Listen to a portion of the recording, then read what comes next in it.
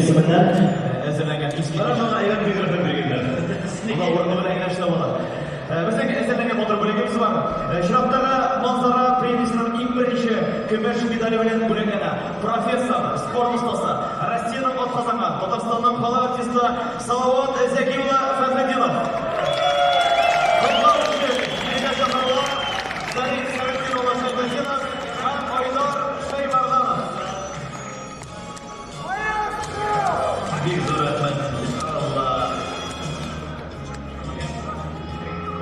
Şolay bölümlerinde Allah'tan ömürlemez. Manzara pремиясының көмеш медалі белән бүләкләнә.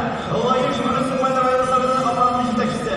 Күп еллар Манзара премиясының баш хөкемдары Азат Әрәсулы Нурмөхәммәтов.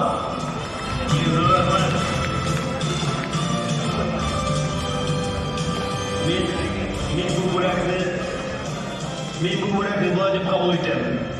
Монда иң яшь тамашачыны бүләкләделәр, иң өлгән тамашачыны бүләкләделәр. Татар эстрадасының иң карт җырчысы дип миңа бигәсен дип уйлыйм бу әйберне.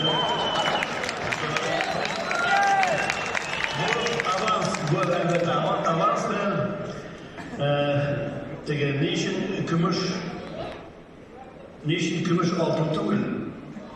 Tağın da kesin diye biraz sizi vurayım. Efendim zorunda. Bir kısa